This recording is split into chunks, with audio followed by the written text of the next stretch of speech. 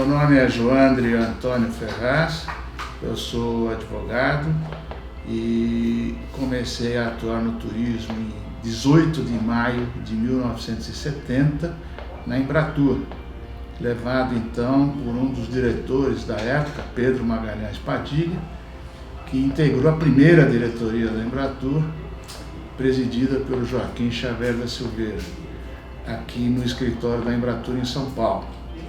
E ainda acadêmico de Direito, era quartanista. Quando me formei, enquanto acadêmico, eu também estagiava em um escritório do professor Vicente Rau, que era então liderado pelo Saulo Ramos. E quando eu me formei, o escritório me ofereceu 1.000 moedas da época como advogado assalariado, e a Embratur me ofereceu 2.300 moedas da época. Então eu optei pela Embratur em função disso, a contragosto do meu pai, que entendia que eu devesse ficar no escritório, que à época era um dos maiores de São Paulo. E aí segui na Embratur, atuando principalmente nessa época na chefia de registro e fiscalização de agências de turismo. Nessa época, as agências, para poderem funcionar, tinham que se registrar previamente na Embratur e, para isso, tinham que atender vários requisitos estabelecidos em lei, de capital, de atividades, localização, instalações, etc. Então, eu fiquei chefiando essa área de 1972 a 1978. Em 79, quando o professor Miguel Colassona assumiu a presidência da Embratur, eu fui convidado para chefiar a assessoria jurídica da Embratur lá no Rio de Janeiro. Aí eu fui para lá, fiquei 1 ano nessa função e depois retornei para São Paulo e permaneci na então Delegacia Regional da Embratur.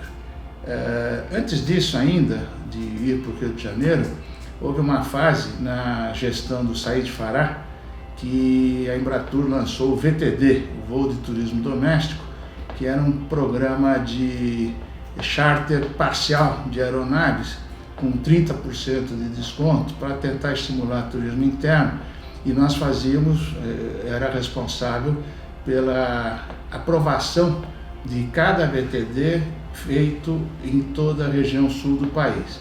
Então foi uma época muito interessante e que envolvia também a situação na área, digamos, mercadológica, e eu fazia então isto, além do que comecei a participar desde 1972, 73, na elaboração de minutas de normas sobre turismo. Nessa época, a Embratur tinha função normativa também, e elaborava normas sobre agências de turismo, sobre meios de hospedagem, sobre organizadores de eventos, sobre transportadoras turísticas, e eu tive essa oportunidade de participar de vários grupos que elaboravam normas que depois eram transformadas em decretos, em resoluções normativas do então Conselho Nacional de Turismo, deliberações normativas da Embratur, etc.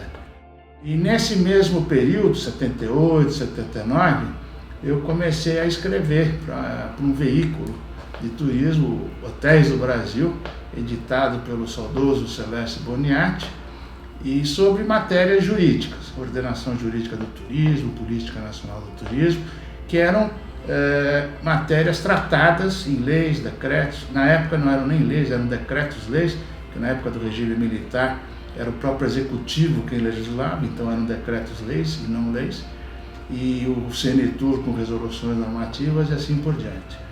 Depois do Rio, dessa temporada de 1 ano no Rio de Janeiro, eu voltei a São Paulo, permaneci na delegacia da Embratur em São Paulo até 1983. Saí ainda na gestão do professor Miguel Colassona e fui então para a Federação do Comércio, para a assessoria jurídica da Federação do Comércio, que mantinha desde 1974, 75, um setor de turismo, de assuntos de turismo, que foi presidida por muito tempo pelo Eduardo Nascimento. E primeiro eu participei como convidado, como representante da Embratur nesse setor, e depois, em 83, ao sair da Embratur, e ingressar na assessoria jurídica da federação, eu passei a assessorar esse setor e foi uma época também muito interessante.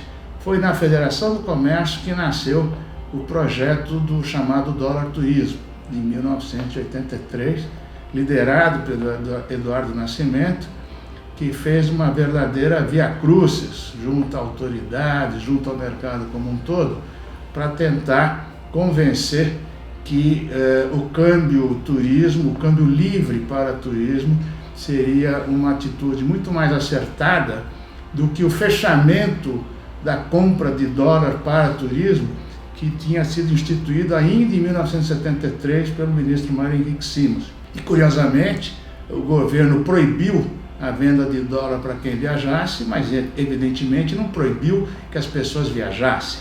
Ou seja, essa proibição só estimulou o câmbio paralelo, que tinha praticamente a cotação era o dobro do chamado câmbio oficial, e daí a ideia de lançar esse câmbio turismo, câmbio para viagem, que acabou entrando em vigor em 1989, já quando o presidente da Embratur, o João Doria, com quem eu tive a oportunidade de voltar para a Embratur na condição de diretor de planejamento.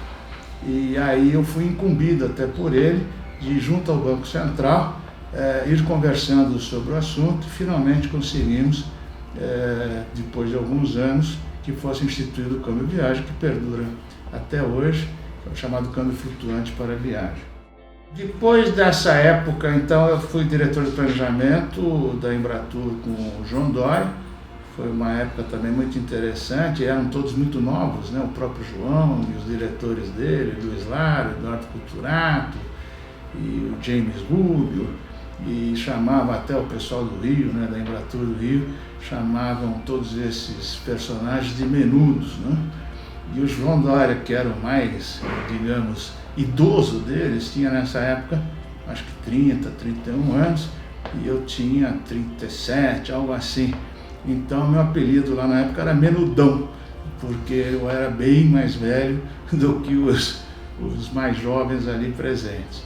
Luiz Lara, que eu também conheci na época, e virei fã de carteirinha, porque é uma pessoa espetacular e um profissional excelente. E o próprio João, com quem eu aprendi muito pela capacidade de trabalho que ele sempre teve e por um método que ele já na época tinha que me surpreendia, que ele mandava bilhetes para todos os diretores pedindo isto ou aquilo com prazo X. E 1, 2, 3 dias antes do prazo X ele mandava um outro bilhete dizendo: não esqueça daquilo que eu te pedi em tal data para tal data. E eu nunca soube como é que ele fazia esse controle, porque não tinha computador, não tinha agenda que desse para marcar todos os bilhetes que ele mandava para todos os diretores. Então essa capacidade de trabalho dele, esse método de trabalho dele, também me ensinou muito e tive sempre uma relação bastante interessante com ele, bastante cordial e bastante profissional. Aí depois da saída da Embratur, em 1987, de vez, eu comecei a advogar por conta própria ou associado a alguns colegas, e por conta inclusive de todo esse período de já 17 anos atuando no turismo a essa altura, a minha clientela principal eram empresas de turismo, né? Então comecei a atuar como advogado de empresas de turismo, permaneci na Federação do Comércio, na assessoria jurídica, e comecei a assessorar também outras entidades de turismo, como a ABAV, São Paulo e Nacional, a BIH de São Paulo, o Sindicato das Empresas de Turismo já em 95, sob a presidência do Eduardo Nascimento, e a Brastoa, que também foi ele quem criou, a Abremac, onde eu permaneço até hoje, que também foi ele quem criou, que mais? Das empresas de intercâmbio, a BEOC, a Abracef, enfim, circulei por praticamente todas as entidades representativas de empresas dos mais diversos segmentos do setor de turismo. E neste ano de 2020, mais precisamente no próximo dia 18 de maio, eu vou completar 50 anos de atividade no setor, durante os quais eu acabei, até no nível acadêmico também, fazendo um trabalho sobre turismo. Então, o meu mestrado teve como dissertação a ordenação jurídica do turismo, que era algo até então absolutamente inédito no meio acadêmico. Hoje já há vários outros trabalhos acadêmicos, mas na época não havia nenhum outro. E a reboque disso também, alguns livros publicados, o primeiro em 1977, que aliás foi lançado no stand do Brasil Tours, no Congresso da ABAB de Curitiba. E o Horácio Neves, com quem eu sempre me dei muito bem, e para quem eu escrevia para o Brasil Tours, fez essa gentileza. E à época, inclusive, o presidente da Embratur era o Said Fará. Eu pedi que ele fizesse o prefácio, mas como ele demorou muito, eu acabei desistindo e pedi o prefácio para o Adel Awada, que era então presidente da ABAB Nacional, que vivia as turras com a Embratur. E esse prefácio quase me custou o emprego na época, porque o Said Fará ficou muito aborrecido de eu ter pego o prefácio exatamente de alguém que era, não diria oponente, mas enfim, que não era das relações muito próximas dele, né? E então assim foi, assim vem sendo, continuo na ativa, advogando. Hoje, em termos de entidade, eu atendo a Bremar, cujo nome de mercado é CLIA Brasil, que integra a CLIA Internacional, que é sediada nos Estados Unidos, e que congrega todas as empresas de cruzeiro marítimo do mundo, se não todas, a grande maioria.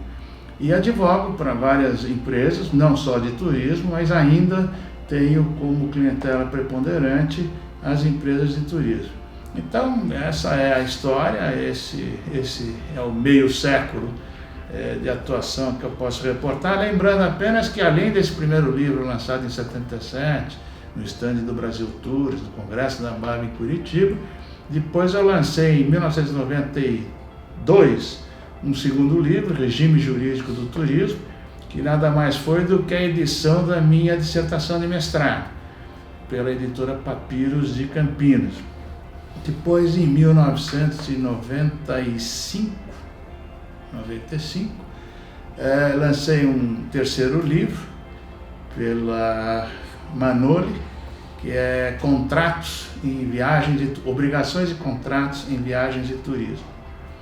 E, finalmente, há 2 anos atrás, em 2018, organizei uma obra coletiva com as minhas colegas de escritório, que é o Manual Jurídico para Agências de Turismo. Então, é um manual mesmo, um livrinho bem didático, com perguntas e respostas sobre sobre área civil, relações de consumo, trabalhista, tributária, etc., do setor de turismo. Então, eu venho tentando contribuir desse modo, escrevo artigos, vez por outro, também sobre a área, e por conta de todo esse tempo, claro que eu fiquei muito interessado no setor e acho que nós poderíamos estar, nós, país, numa situação bem melhor, e quem sabe não vai ser para mim, mas isso ocorra um dia. Muito obrigado.